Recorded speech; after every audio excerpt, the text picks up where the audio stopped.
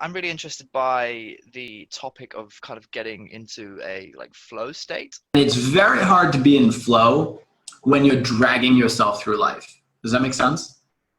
So if you can reconnect, like ask yourself what things, like what next time you're in flow, if you can think of it, how am I being? Like how am I acting?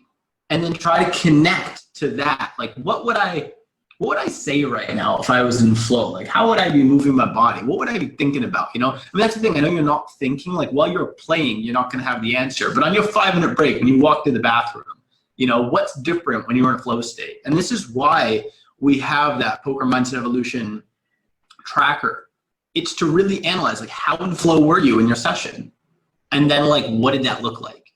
Get in touch with that state. And, you know, I took a lot of this from Jared Tendler. I think his mental hand history checklist is very good. He explains like how to understand what your flow state is, like what's different. Like the more you get to really observe, and JP's typing here in the chat about mental game of poker. I think it's more mental game of poker number 2, but talking about the zone, mental game of poker number 2 is when I think it's all about the zone.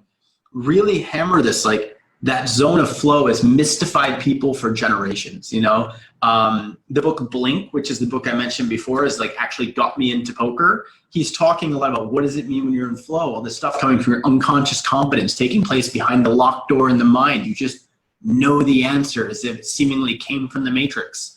And, you know, I've even known players who, when they wake up and they recognize it's a day where they're dragging themselves to life, you know, forcing everything, they're actually more likely to take the day off. They're like, you know, like it's going to be really hard for me to hit the flow state.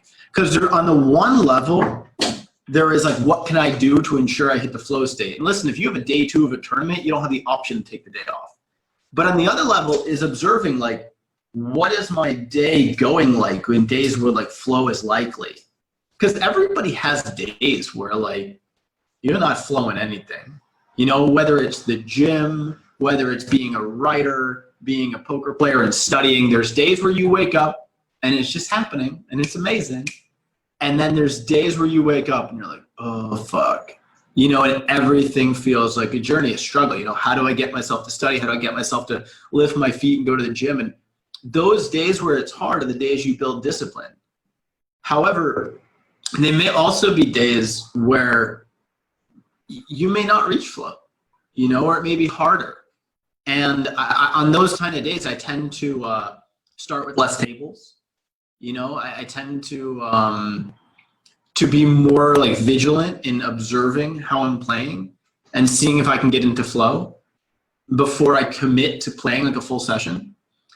And, you know, some days I may decide that my body needs to rest. You know, maybe that day is a symptom of putting my body through a lot and not really being able to flow 7 days a week forever, you know? And there's a lot there to unpack, but I think observation of yourself is going to be key because everyone's kind of flow in some ways happens differently. But I think flow is, in many ways, it's your natural state, if that makes sense. Like children are in flow. They're in the theta state, they're roaming around, observing everything, playing. They're not doubting themselves. They're not worrying. They're not feeling anxiety. They're not feeling fear. There are things that kind of take us out of flow. And one of those things is resistance to what is. So sort of like Eckhart Tolle speaks about, and as we learned from that amazing podcast with Russell Brand, like living in the present, a lot of time is about immediate acceptance. Accepting what is like as it's happening. When you're in flow, there's no resistance, you know, you just, oh, okay, this is what's, you know, like you just do. You don't start layering your preferences on everything. Like, oh, I didn't want that to happen. What a useless thought that is, you know? Like, oh, the river's a king. We don't ask ourselves, did we want the river to be a king? We just think about what our range is on the king, you know? And this is like being in flow, being truly present. Like it's happened, we've already accepted it, and we just, what do we do about it?